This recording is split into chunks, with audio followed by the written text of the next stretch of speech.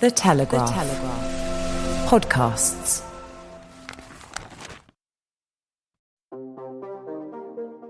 Hi, Tony Diver here, The Telegraph's US editor in Washington, D.C.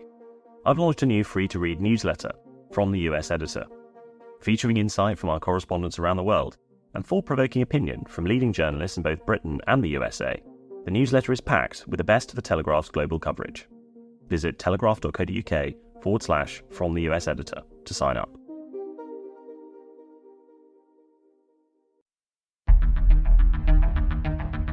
I'm Dom Nichols, and this is Ukraine, the latest. Today, we discuss how Russia is seeking to rejoin the United Nations Human Rights Council and unpick the operational art of conducting warfare with a former deputy commander of NATO. Bravery takes you through the most unimaginable hardships to finally reward you with victory. We need a military strategy for Ukraine to gain a decisive advantage on the battlefield, to win the war. Nobody's going to break us. We're strong. We're Ukrainians. Every weekday, we sit down with leading journalists from the Telegraph's London newsroom and our teams reporting on the ground to bring you the latest news and analysis on the war in Ukraine. It's Tuesday, the 26th of September, 1 year and 214 days since the full-scale invasion began. Today, I'm joined by Assistant Comment Editor Francis Dearnley, fresh from the United Nations, and our guest today, former Deputy Supreme Allied Commander Europe, retired General Sir Richard Shirreff. I started by giving the latest updates from the front lines. Let's go down to the Odessa region, and in particular the port infrastructure down there that was hit again overnight. 12 Russian caliber cruise missiles, 2 P-800 Onyx anti-ship cruise missiles, and then another 24 Shahed 131 and 136 drones fired at the ports. Ukraine Air Defence say they shot down 11 caliber of the 12 and all 24 Shaheeds. However, that obviously leaves one caliber and the 2 anti-ship missiles that got through. So far, reports are that 2 people were killed there. Then slightly further to the west and south, another port down there on the Danube, which obviously is the river that separates Ukraine from Romania, a NATO member, obviously. Let's look at the ports there of Izmail and Orlivka. Orlivka being about 20 k's further west. 2 people injured and dozens of vehicles damaged in Orlivka. That's just across from the Romanian border. Firefighters fighting the fires all night, seen hosing down the remains of a number of trucks, shipping containers. The ferry crossing from Orlivka, that's about a kilometre south of the actual town itself, or the main infrastructure of the town, is apparently out of operation this morning. Romanian TV have put out images of the strikes over the border. We see a port building, storage facilities, and over 30 trucks and cars, all damaged in the 2-hour attack. That was from the regional governor, Ole Kiper. Now, Ukraine's Air Force said Russia had attacked the area with 38 Shahed drones, of which 26 were shot down. But obviously they're still going for the port infrastructure, and that's all part of the whole war on hunger, if you like, war on the grain, pulled out of the Black Sea deal in July, so they're still going after the port infrastructure there. There have been other strikes across the country, particularly in the south, including in Kherson, where civilians were killed. But then up into the east, in the Donetsk region. So let's start with Klishchivka, so about 5 k's south of Bakhmut, and Marinka, which is 10 k's west of Donetsk, so about a further 60 k's south-southwest of Klishchiva. A number of Russian counterattacks there. In recent weeks, Ukraine has been pushing on, retaking territory there, particularly to the south of Bakhmut. Russia very keen not to allow that to happen, mainly because of the symbology of Bakhmut, having fought for it so hard and proclaimed such a success last year. Elsewhere, and somewhat surprisingly, Ukraine's Special Operations Forces Command made a public statement yesterday saying that Friday's strike on the Russian Black Sea Fleet headquarters in Sevastopol killed Admiral Viktor Sokolov, who's Russia's Black Sea Fleet commander. They say it also killed another 34 Russian officers and injured 105. Very specific numbers there. We think it was Storm Shadow. From footage we've seen and we've put on our website show 2 missiles striking the building. So at least two missiles, probably Storm Shadow. The fact it happened in daylight and whilst this meeting was going on is very, very good intelligence, I would suggest. And it points to somebody on the ground down there that's obviously cued that. Now, interestingly, Viktor Sokolov, the Black Sea Fleet commander that Ukraine are publicly saying was killed in that strike, he's popped up this morning, albeit it didn't say an awful lot, on the Russian MOD on a big Zoom meeting. That's that news in the last hour. I think this is probably just fakery. I mean, it's real footage, I imagine, of some time ago, but they are trying to refute that he's dead. I mean, it'd be a lot easier if he gave a live broadcast from Sevastopol, but they're putting him out on. They're putting social media out with sort of screenshots of the Russian MOD Zoom meeting with him attending. I think we should be very cautious of that. Now, separately, up into the north, the border region where Ukraine meets Russia, and Russia has been increasing the density of its minefields in Belgorod. So this is inside Russia, increasing the density of minefields along the border area there. I said it yesterday about Russia demolishing what was left of its Black Sea Fleet headquarters, but it bears repeating. Nothing says your attack on Ukraine is going absolutely to plan, quite like laying defensive minefields inside your own country. But then I'm no master strategist. I'm sure it's all part of Putin's genius plan. But I'll take a break there because we've got to crack on. Francis, welcome back from the US and from New York in particular. I didn't see you before you headed off up there. You've got an interesting story there about the Human Rights Council. What can you tell us? Thanks, Dom. Yes, good to see you this morning after we parted ways in Washington. I am going to start with the UN, as you say, fresh as it is in my mind after reporting from there last week. Now, incredibly, the BBC has obtained a copy of a proposal Russia is circulating to UN members asking for their support to rejoin the UN Human Rights Council that it was expelled from last April after the full-scale invasion. So Russian diplomats are apparently seeking to get their country re-elected to the council for a fresh 3-year term. The vote will take place next month, involving all 193 members of the General Assembly in New York. Now, in the document seen by the BBC, Russia promises to find, quote, adequate solutions for human rights issues, the Russian phrase, and seeks to stop the council becoming, again, the Russians saying, instrument that serves political wills of one group of countries. Now, that's understood to be a reference to the West, of course.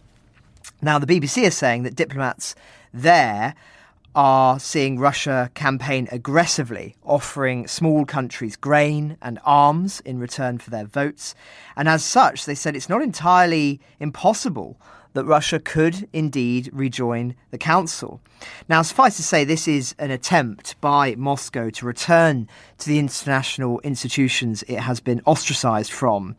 The reason that could well succeed is not only due to the bribery, but also, I would argue, the willingness of many countries to turn a blind eye to known Russian atrocities in order to enable their own agenda. I spoke last week about the anger among many countries in the UN about the makeup of the Security Council. And any country that is willing to listen and push for reform is likely to receive support in key votes. Though I don't personally believe that it would be in Russia's interests at all to discuss reform of the UN Security Council, it would be a risk of their position being eroded further.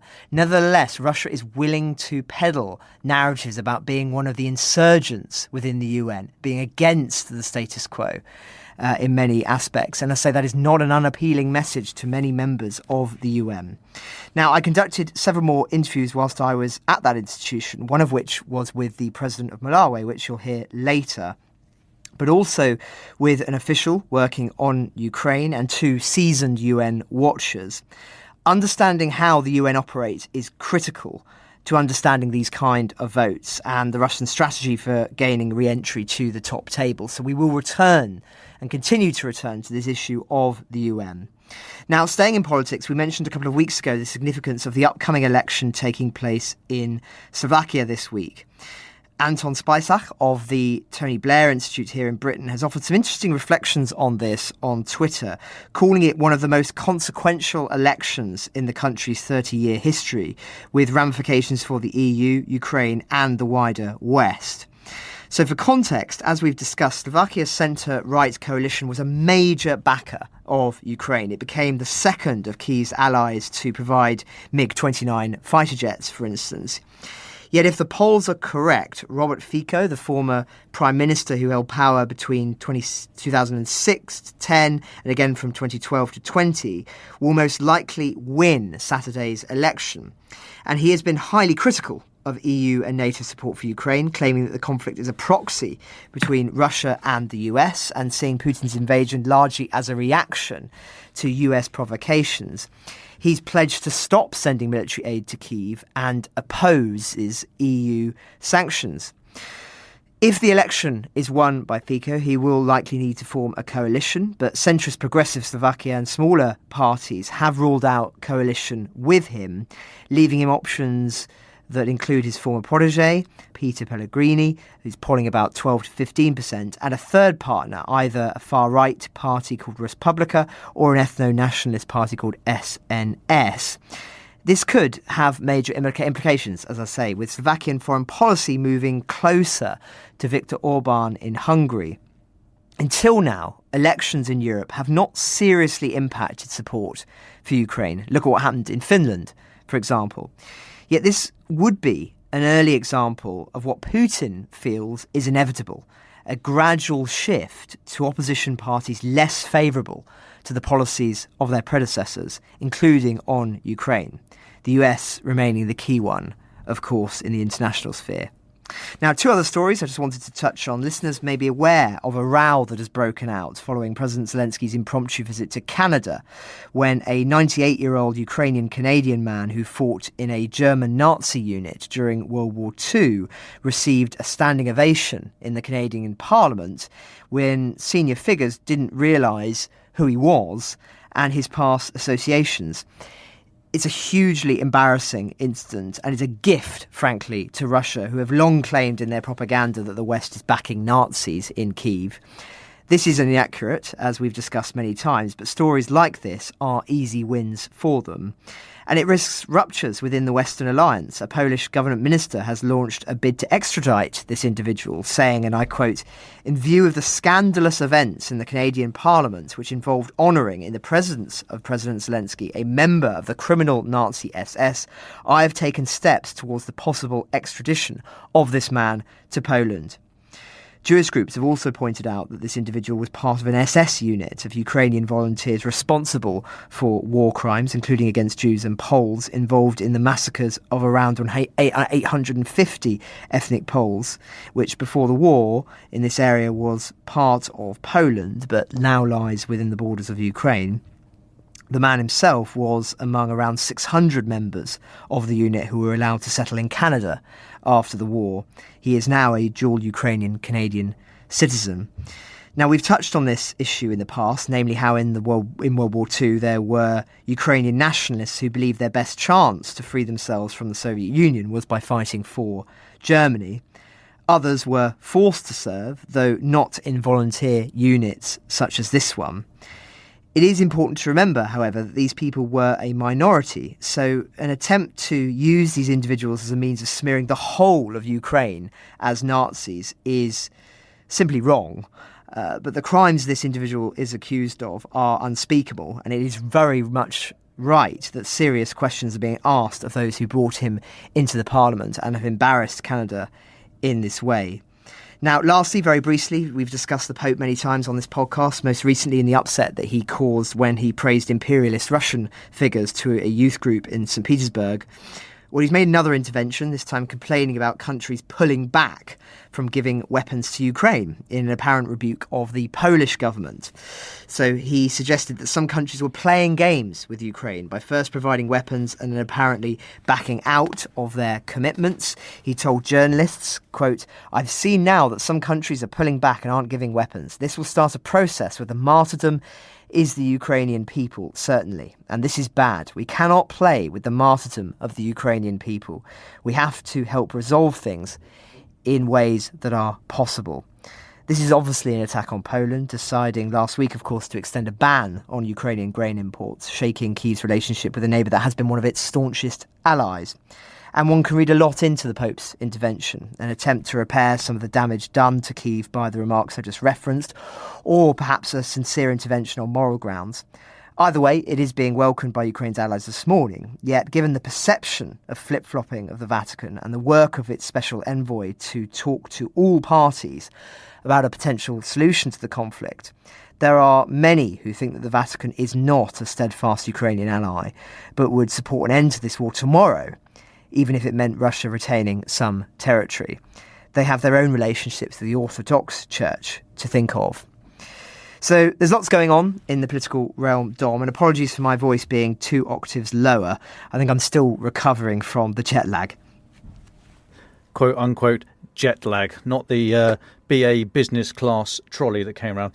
If only. Anyway, thanks, Francis. Great to have you back. Now, I'm delighted to say that we are joined by former British Army officer General Sir Richard Shirreff, former Deputy Supreme Allied Commander Europe, as I said, so the Deputy head of the military side of NATO, not the political bit with Jens Stoltenberg on that side, but the military bit down in Mons in Belgium. Now an author and commentator. Richard, delighted to have you on. There's so much going on at the moment, and talking from a Ukrainian perspective, we've got the land action in the south and the east. There's the stuff happening in the Black Sea. Not only the sort of sinking ships, but also the whole grain deal. We've got drone strikes in Moscow, partisan activity across the occupied regions. Can you help us make sense of it all and explain how all these actions are related and coordinated, if you like, through the practice, which is generally the preserve only of very senior commanders, of operational art? Richard, good afternoon. Welcome to the pod. Thank you, Dom, and it's a pleasure to be with you. I've listened to your podcast for many hours, tramping around the place with my dogs, and I really rate what you have to say. So it's great to be able to contribute in a small way. Operational art. Well, I think we're really talking here about the way, in a sense, you link a series of tactical battles to a strategic objective is operational art. It's that operational level of war. Winning the war is strategy. Winning the battle is tactical, is the tactics. And it's the bit in between, really. And I think the Ukrainians have given us a real lesson in operational art and design. We saw last year with the success they demonstrated, first with soaking up the Russian attacks, the Battle of Kiev, the success northeast of Kharkiv, followed by the liberation of Kherson, in a sense, broadcasting the liberation of Kherson to suck the Russians north and then punching in the south. And I think what we're seeing now is similar in a sense. I think it's been very tricky, very difficult. They are facing about the most difficult thing you can do in war, which is to break into well-defended positions. But I think all that we're seeing demonstrates they've thought through, firstly, what is their end state? Where do they want to be? Defeat of the Russians. They've thought through the Russian center of gravity. What is the Russian source of strength, which, if attacked, is going to really unpick the Russian war effort and Russian defense? And I think they're thinking through very carefully how they're linking the battles up in the east around Bakhmut, which appear to be designed to attrit the Russians, to suck them in, the Russians having expended so much effort to capture it. So they can't give it up easily, so they've got to find ways of defending up there, making it more difficult as the Ukrainians achieve success in the south, to making it difficult for the Russians to move reserves around quickly. And then in the south, clearly massive difficulties trying to break through those positions, particularly without air power. So they've had to do it the Ukrainian way, painstakingly, infantry-led, clearing mines not dissimilar to sappers at Al Alamein in 1942 by night, inching forward, clearing mine lanes, but slowly unpicking Russian capabilities, targeting Russian artillery and kept through counter-battery fire, targeting Crimea, targeting the bridges running north out of Crimea, hitting the Black Sea Fleet headquarters, a major strategic success, I would argue, all of which designed to make it easier for the Ukrainians to get closer to Crimea and then to start targeting that. Now, T.E. Lawrence, he of Arabia fame, said 9/10 of tactics are certain and taught in books, but the irrational 10th is like a kingfisher flashing across the pool, and that is the test of generals. How did you best prepare themselves, for that test? Well, I think that quote from T. Lawrence, not a soldier. And what is meaning by 9/10 is taught in schools is really the understanding of the science of war, The science of war is the stuff that you've got to do. It's about logistics. It's about movement of large formations. It's about procedures and tactics and drills at every level, from division down to platoon or corps level. It's about understanding the processes and procedures. But it's that science of war which creates the opportunity.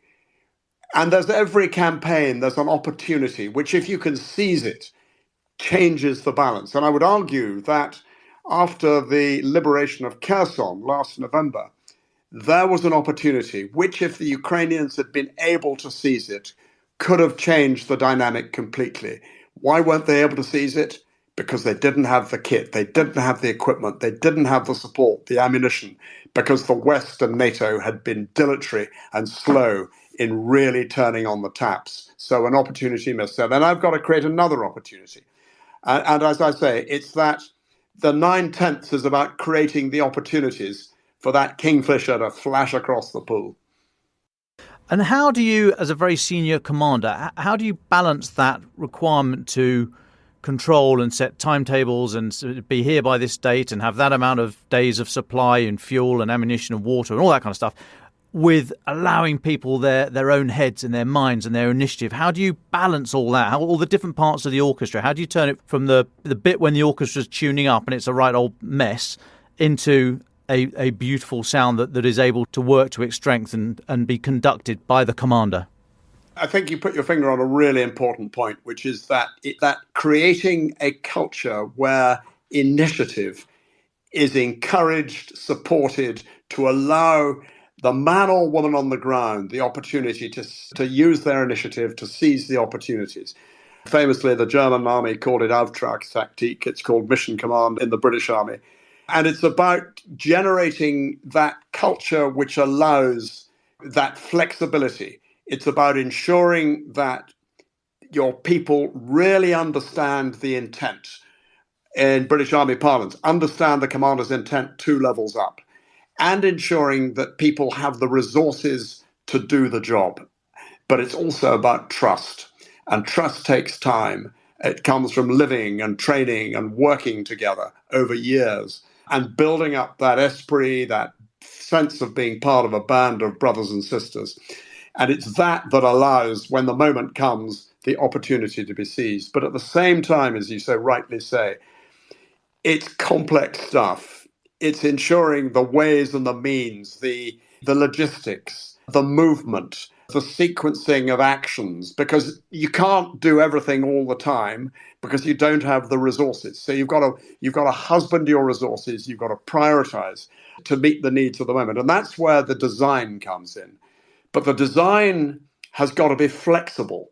As I say, you think right to left. You've got to work out where you want to get to. You work back along a sign. Then you've got to work out what it is in order to achieve your vision or your end state. What objectives have got to be achieved? I think of that vision or end state almost like a large building in which there are a series of doors which are objectives. And from each of those objectives, there's a pathway or a line of operation which runs back to where you are now.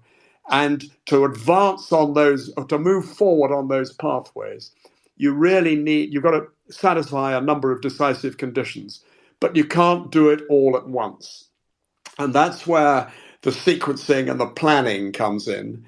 But then, of course, it's one thing to plan, it's another thing to make it happen. And of course, the enemy gets a vote. Famously, it's von Moltke who said every plan survives contact until the enemy gets a look in. And that's where wargaming and up against essentially a red team, which unpicks your plan as you go, which allows you to look at where you've got to think things through again, ensure you've got reserves in hand, and be able to adjust the plan according to what is happening. And it's really, the commander's a bit like it's a bit like being a helmsman in a yacht or a dinghy. You've got your hand on the tiller and you've got to keep adjusting according to wind and tide and depending on what the enemy is throwing at you. Yes, von Moltke's no plan survives contact with the enemy. I prefer Mike Tyson's everyone has a plan until they get punched in the mouth. But anyway, whilst you're Whilst you're here, if I may, so before we somewhat self-indulgently turn to domestic defence considerations, can I just ask you then, if you've identified in your analysis, and we're not giving away any secrets here, we're not privy to anything the Ukrainians are planning, but if in your eyes the Russian centre of gravity is Crimea, so the centre of gravity being that thing which if you can attack it and deny it to the enemy, could fundamentally undermine the other side's whole ability to fight and will to fight. So if Crimea is Russia's centre of gravity, how would you assess the various lines of operation that are going into attacking that, and where are they relative to each other? How would you? What report card would you give Ukraine at the moment, coming into the end of this year? I think really positive, and I think we have to be really impressed by what the Ukrainians are doing. And yes, it's taking time, and I think expectations were built up largely, I'm afraid, by the media beforehand, who just assumed that somehow the Ukrainian offensive would be launched. It would be over in days. It would be another Desert Storm, shock and awe, done and dusted. It's not like that. As I said earlier, it is so difficult what the Ukrainians are trying to achieve, and it's costly. It's bloody expensive in terms of blood and treasure. And my goodness me, the Ukrainians will be really hurting, and the casualties. And you talked about this yesterday in yesterday's podcast. And we should remember that this is being done by men and women fighting non-stop in the most difficult, intense circumstances. And we have to admire and respect them for it. But on the bigger picture, I think they're doing really well. I think they're clearly up against it.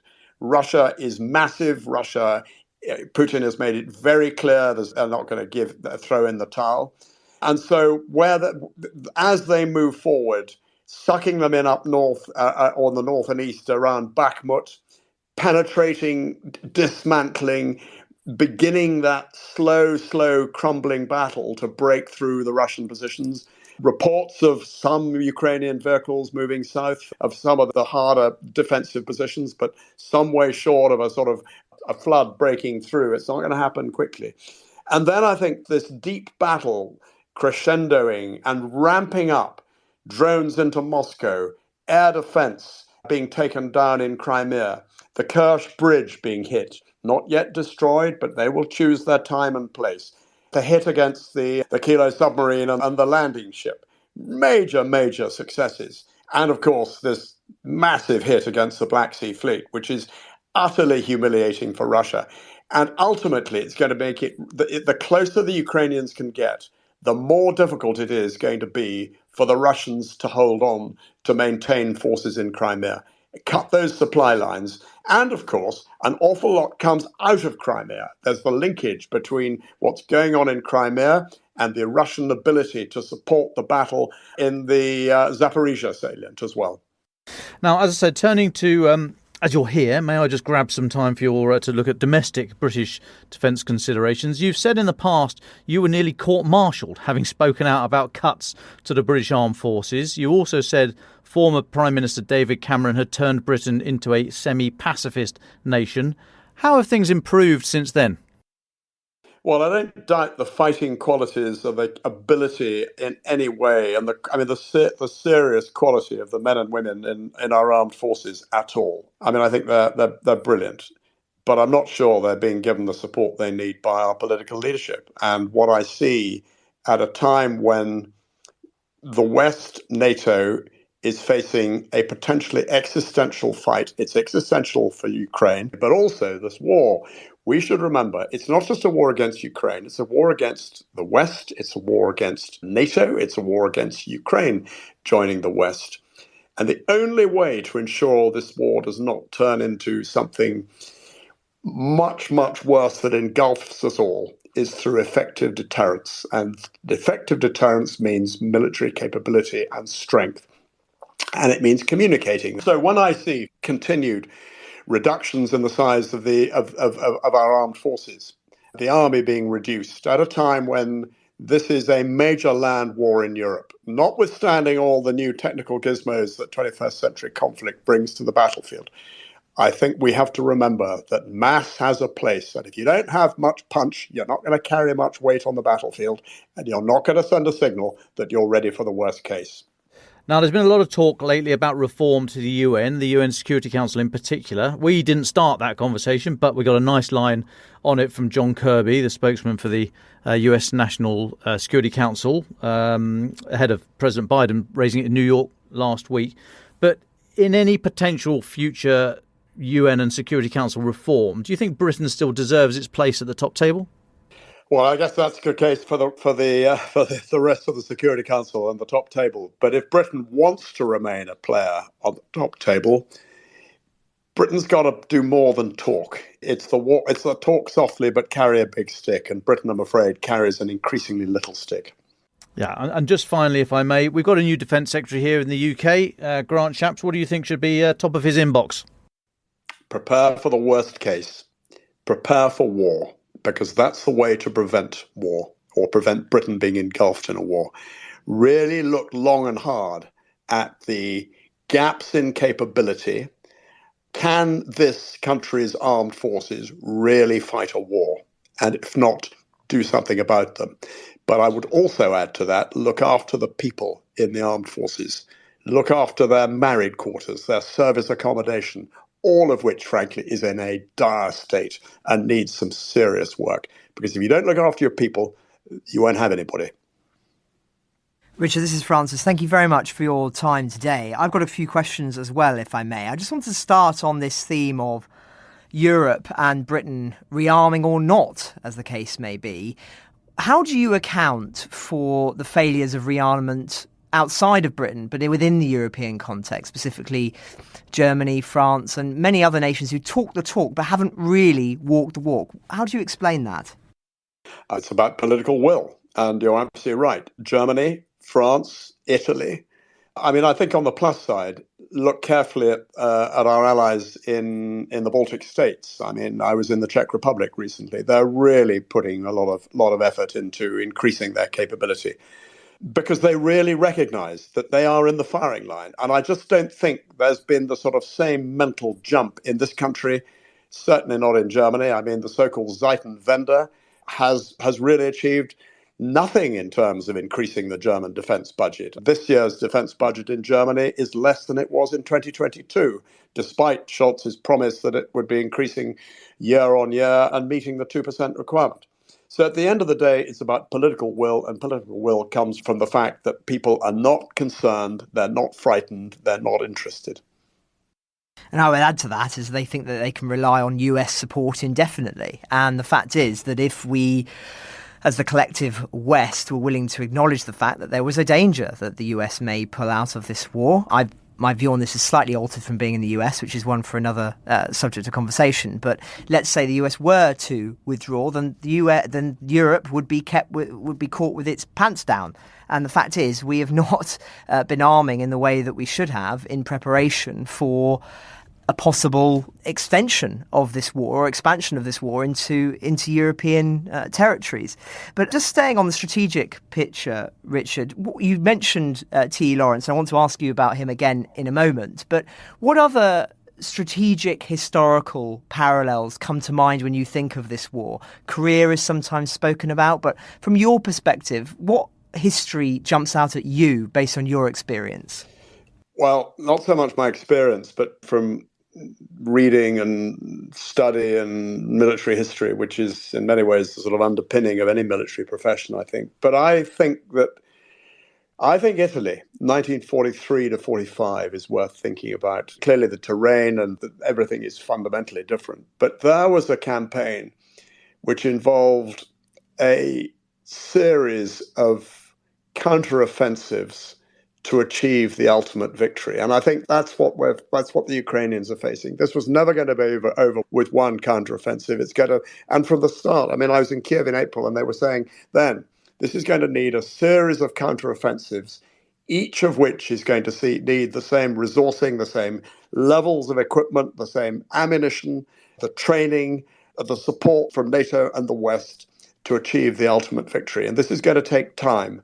And that Italian campaign was a hell of a slog up the Italian peninsula from 43 to 45. And gradually the operational art, the understanding of operational art became more and more well-practiced, more sophisticated, the jointery And you can see it beginning to really, and then of course it achieved its aim at the end. But it took time. And I think this is very similar. This is going to take time.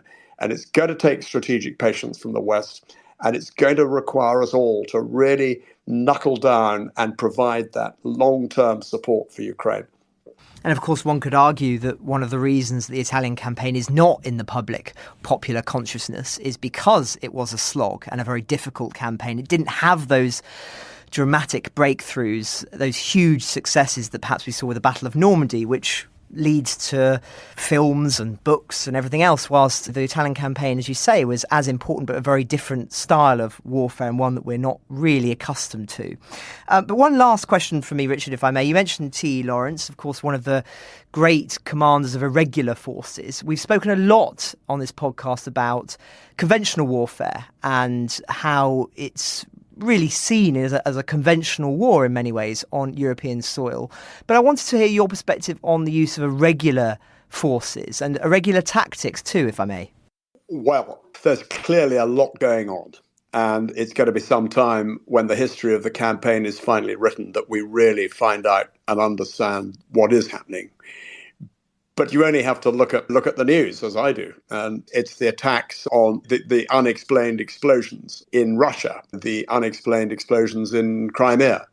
There's clearly partisan activity going on in Russian-occupied Ukraine, and clearly stuff going on in Russia. And I've got no particular perspective on it, except that it's there. But I think the important point is that it's sequenced and thought through in line with the conventional stuff as well. And it's all about sowing confusion, undermining Russian capabilities, undermining the Russian ability to fight and the Russian will to fight. And if you hit at command and control facilities and capabilities and headquarters, and you hit at logistics and arms dumps, it's all part of that deep battle designed to undermine those in the close battle.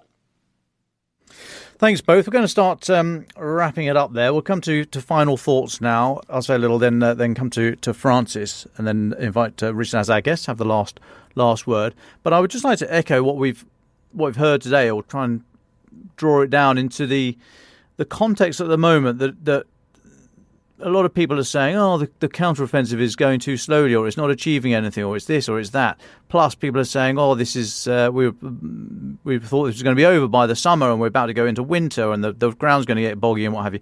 I mean, this is all the activity you see in Ukraine. Well, not all, but the vast majority of it is on an absolute shoestring. There are not the missiles, not the artillery shells, not the personnel in droves that can replace those that are lost at the front. So every shell, missile that is fired, every person committed to the battle is very seriously thought through and considered and decided when and where to best use that resource. The deal, and Richard may have a different view, but I always sort of took the view that the deal was, as an officer, you don't unnecessarily risk your people's lives in peacetime, and you don't give them away cheaply in wartime. So I think that's what we are seeing now.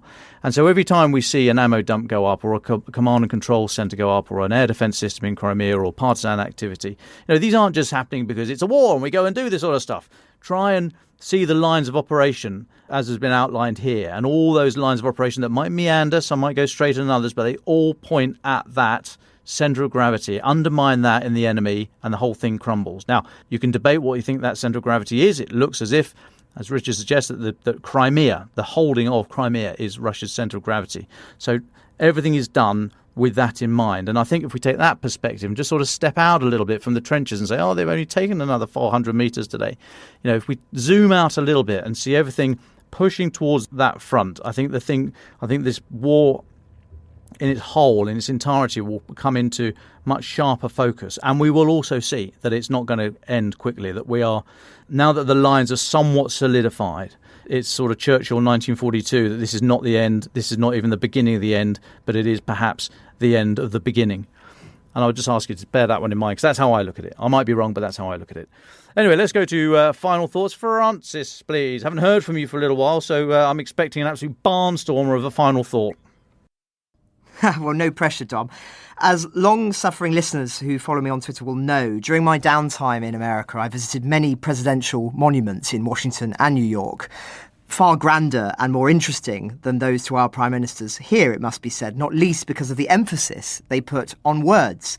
So many include extracts of their speeches, chiselled in marble, which breathe life into the statues and leave the visitor with a greater sense of that president's personality and beliefs. The Lincoln Memorial, for instance, fits the entire Gettysburg Address on one wall. Now, we often reflect about leadership on this podcast, and when I went off on a tangent about my second favourite president, Ulysses S. Grant, many of you wrote in asking who the first and third are, and I promised I would share them once I was back. Now, it should go without saying that favourite president is very different to greatest president, just as your favourite person on earth may not be the greatest person you know. It is a truth pretty universally acknowledged that Lincoln was the greatest, and I would agree with that summation in terms of what he achieved, saving the Union and emancipation, and the political genius he exhibited in order to achieve it. Yet I try not to measure historical figures by their specific achievements, like the passing of a certain act or winning of a certain war, than I do their skills or personality traits, which, if applied today, might help us in the same way we commonly apply aspects of Churchill to President Zelensky. That's especially true of my number one, which I'll reveal in a second, but it is also true of my number two, Grant. Now, Grant was no great political manager like Lincoln, yet he was a good man whose virtue imprinted himself on his country. They say that high office always reveals one's fatal flaws, and so it did for Grant and his reputation. Yet even his flaw was a virtue in another's hands. He was too trusting of his friends, who defrauded both his presidency and him personally. Beyond this, though, he was a superb tactician, fearless in battle, who, despite the horrors he witnessed, remained deeply empathetic to all men, including his enemies, and especially remarkable for the time, animals. He couldn't bear to see horses suffering cruelty, for instance. He's also a family man, devoted to his wife, so much so that when he was away from her, he would drink, which I think makes him all the more human. As a president, he sought to unify the North and the South, enfranchising former slaves and punishing those who sought to deprive them of the rights that he had helped secure for them on the battlefield. He also, crucially, did all of this out of a sense of duty, not the pursuit of power. If only more of our leaders had power thrust upon them through their virtues, rather than only attained through ruthless pursuit. Now, I could go on about Grant, and please forgive my lingering, but I feel raw about this subject and his neglect. In New York last week, I visited his tomb, and in contrast to the Lincoln Memorial, or the many others I visited, I was the only one there. And how a man once lauded as the greatest American since Washington and Lincoln can be so forgotten, I find very sad and especially regrettable in these divided times. No such neglect for my third favourite, Thomas Jefferson. There's nothing I can add that hasn't already been said.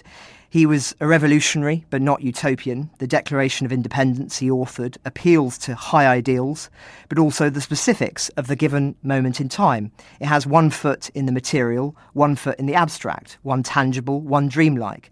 And that for me is the essence of America. John Adams, the second president, and in many ways Jefferson's great rival, was less idealistic about human nature than Jefferson, in a way that I find attractive. Yet America would be a lesser place without Jefferson's dose of idealism. He was also a beautiful writer, a deep intellect and a vivacious reader, but also fundamentally flawed, not least on the matter of slavery, which he himself acknowledged was unjustifiable. To me, he encapsulates America in all of its paradoxes. So who is my number one? I had many guesses from listeners. Eisenhower, who I agree deserves much higher praise than he receives and whose monument in Washington is seriously underrated. FDR, Wilson, Washington. Well, I'm happy to put you all out of your misery. My favourite is one for whom this anecdote reveals much about him that I find appealing. You go to the White House, you shake hands with the president and hear him talk, and then you go home to wring the sheer personality out of your clothes. Larger than life in every way, a superb orator, a fearless soldier, a brave explorer, an inspiring and far-sighted leader, an author of 35 books. Yet also vulnerable, someone who lost his wife and mother on the same night as a young man, and who never fully recovered. It can only be Theodore Roosevelt. In New York, I visited his birthplace, which exhibits the bloodied shirt he was wearing when he got shot, only to continue speaking for 90 minutes. His critics dub him an imperialist, but I think that's far too simplistic if one looks at the entirety of his career. After all, he won the Nobel Peace Prize for negotiating an end to the Russo-Japanese War in 1905, a conflict with a lot of echoes of the war in Ukraine potentially for Russia. Rather, I think the key to understanding Roosevelt is him acknowledging the global role America was destined to assume. I think all of us desire to serve or be led by such a person. Part of the reason why we are so inspired by Zelensky, a man seemingly out of time. So it's not just him I envy, it's the ideal of democratic government led by such a figure, one who can get things done through sheer will and weight of character, a democracy moulded to be able to achieve bold improvement and foresight, something that seems increasingly impossible in the modern age. As I said last week, strolling around Washington, it was as if it was built for giants, matching the ambition of the country itself. One could say the same for New York, perhaps the only city I know which looks better from below than from above, the only way to appreciate its scale and grandeur. Despite much of the despair one reads and hears about the state of America now, I find it impossible to visit such places and not retain a sense of optimism about what human beings can achieve. So thank you for bearing with me and for your patience on giving my answer. But thank you most of all to all of those listeners who made us feel so welcome. Well, I do echo that. And Teddy Roosevelt, well, that's me, lost a fiver. Thanks, Francis. Richard, as our guest, would you like the final word? Final word. This war has got to be won by Ukraine. The more the West supports Ukraine, the more kit that we can give, the more ammunition that we can give, the more training we can give, the quicker the Ukrainians will win this war. If they don't, the implications are massive. There are many who think, for example, or say China's the long-term threat. If Ukraine succeeds, President Xi will think very carefully about any adventure in Taiwan. This will have massive implications about the war. And not least, of course, the longer this war goes on, the worse the human cost. So the quicker it finishes, the better. And the only way to finish this war quickly is to get behind Ukraine in a thoroughly wholehearted way, which we've yet to really do. Thank you. And thank you to all our listeners who pointed out the lateness of yesterday's upload of our podcast. It was due to a kink in the Spotify system, which has since been resolved. Ukraine the Latest is an original podcast from The Telegraph. To stay on top of all our Ukraine news, analysis and dispatches from the ground, subscribe to The Telegraph. You can get your first 3 months for just £1 at www.telegraph.co.uk/Ukraine the Latest. Or sign up to Dispatches, our Ukraine newsletter, which brings stories from our award-winning foreign correspondents straight to your inbox. We also have a Ukraine live blog on our website, where you can follow updates as they come in throughout the day, including insights from regular contributors to this podcast. You can listen to this conversation live at 1 p.m. London time each weekday on Twitter Spaces. Follow The Telegraph on Twitter so that you don't miss it. To our listeners on YouTube, please note that due to issues beyond our control, there is sometimes a delay between broadcast and upload. So if you want to hear Ukraine the Latest as soon as it's released, do refer to podcast apps. If you enjoyed this podcast, please consider following Ukraine the Latest on your preferred podcast app. And if you have a moment, leave a review, as it helps others find the show. You can also get in touch directly to ask questions or give comments by emailing ukrainepod@telegraph.co.uk. We do read every message. You can also contact us directly on Twitter.